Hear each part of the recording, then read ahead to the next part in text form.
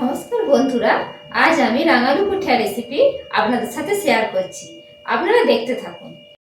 এই রাঙালু পিঠা বানানোর জন্য যে যে উপকরণগুলো আমার লাগবে সেগুলো দেখুন। এখানে রাঙালু আমি সিদ্ধ করে নিয়েছি। এখানে আছে নুন, আর এটা আছে চিনি, এখানে আছে চালের গুঁড়ি, আর ময়দা নিয়েছি আমি একটু, আর গুঁড়ো দুধ নিয়েছি একটু। এখানে নিয়েছি আমি ঘি, আর এখানে রিফাইন অয়েল নিয়েছি। চিনি রস বানানোর জন্য আমি নিয়েছি চিনি নিয়েছি, আর এখানে গোটা এলাচ নিয়েছি, আর এখানে আমি নিয়েছি ভিনিগার, আর এখানে জল নিয়েছি আমি। আপনারা দেখতে থাকুন। এখন আমি এই রাঙালুর খোসা ছাড়িয়ে নেব, নিয়ে রাঙালুটাকে ভালো করে মেখে নেব। রাঙালুটা আমি মেখে নিয়েছি। এবার এর মধ্যে আমি একটু নুন দিয়ে দিলাম, চিনি আমি অ্যাড করছি এর সাথে,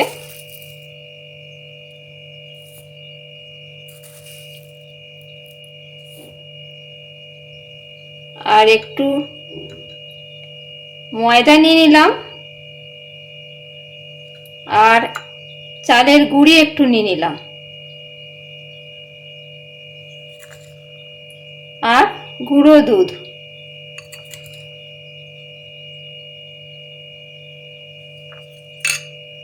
আর নেব আমি একটু ঘি।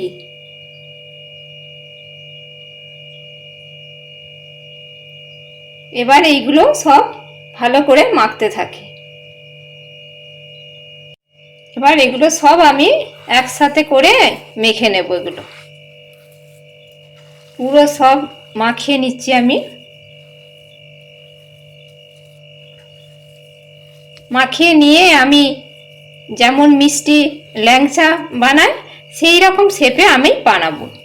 একটু ছোট, ল্যাংচার থেকে একটু ছোট হবে, ওই শেপেই আমি বানাবো। এখন আমি চিনির রসটা বানাবো, সেজন্য এই হাঁড়ির মধ্যে জলটা নিয়ে নিলাম,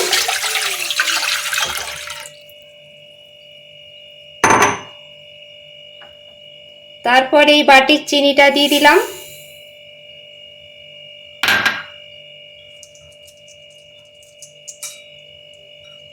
গোটা এলাচগুলো দিয়ে দিলাম, আর একটু ভিনিগার অ্যাড করে দিলাম। এবার রসটা ফুটতে থাকুক। যখন হয়ে যাবে, যখন দেখবো হাতের মধ্যে লেগে যাচ্ছে, একটু চিপচিপে ভাব এসে গেছে, তখন আমি বন্ধ করে দেবো গ্যাসটা। দেখুন আমি এই রকম শেপে বানিয়ে নিয়েছি। এবার আমি এগুলোকে তেলের মধ্যে ভাজবো। কড়াইয়ের মধ্যে আমি তেল নিয়ে নিয়েছি। এবার এই তেলের মধ্যে আমি একটু ঘি ঢেলে দেব।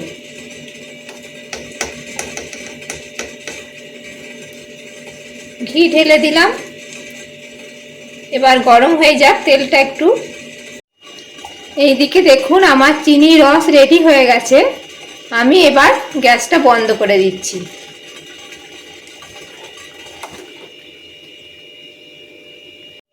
তেল গরম হয়ে গেছে। এবারে আমি তেলের মধ্যে এগুলো ছেড়ে দিচ্ছি একটা একটা করে।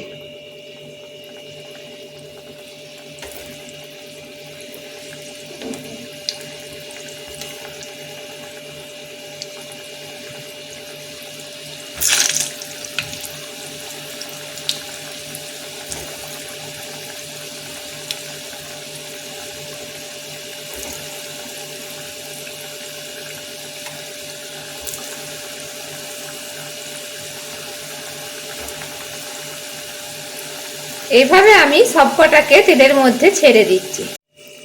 দেখুন আমি সব ছেড়ে দিয়েছি তেলের মধ্যে। এগুলোকে এবার ভাজতে থাকি। রাঙালু পিঠাগুলো ভেজে নিয়ে রসের মধ্যে ডুবিয়ে দিয়েছি।